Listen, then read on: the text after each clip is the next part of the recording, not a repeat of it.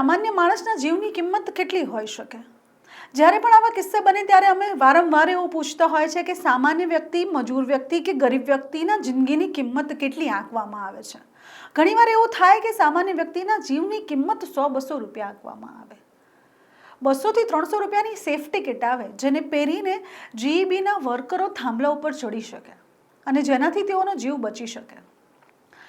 પણ ઘણીવાર એવું થતું હોય કે 200 કે 300 રૂપિયા બચાવવા માટે યા તો પછી ઘણી વખત કરપ્ટ સિસ્ટમ જે છે તે પોતાની લાલચને પૂરી કરવા માટે કોઈકના જીવનો ભોગ લઈ લે અને એવું વારંવાર થાય.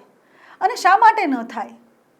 કારણ કે અહીંયા બધાની આંખો ઉપર પટ્ટી બાંધેલી છે એટલે કોઈને કાંઈ દેખાતું નથી. આજે એક એવો કિસ્સો બની ગયો. કિસ્સો બહુ મોટો નથી પણ એમાંથી ઘણી બધી મોટી વાતો સમજવા જેવી છે.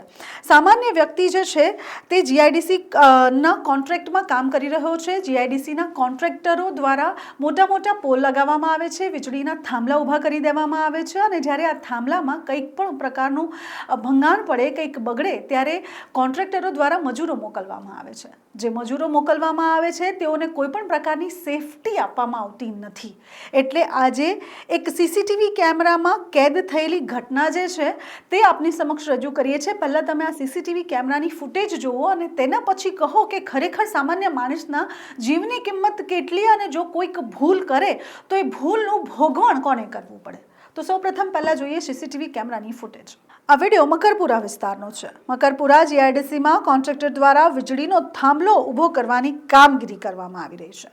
ક્રેન વડે લોખંડના થાંભલાને ઊભા કરી દેવામાં આવ્યા છે અને અચાનક જ નજીકથી પસાર થતા વીજળીના તાર સાથે આ થાંભલો જે છે તે અડી જાય છે અને તેવા સમયે કોન્ટ્રાક્ટના 2 કર્મી આ થાંભલા નીચે સપોર્ટથી ઊભા છે.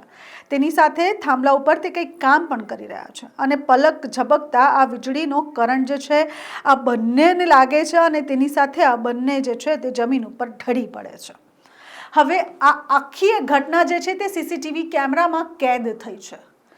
આ બંને જે કામ કરનાર કારીગર છે તેઓને અત્યારે સારવાર અર્થે સયાજી હોસ્પિટલમાં ખસેડવામાં આવ્યા છે.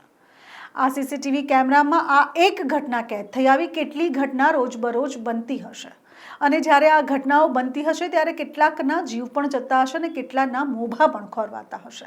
પણ તે છતાંય આ રીતના વારંવાર બનાવ બનતા જ હોય છે. આનું જવાબદાર કોણ તે પ્રશ્ન તંત્રને પૂછવો ખૂબ જરૂરી છે.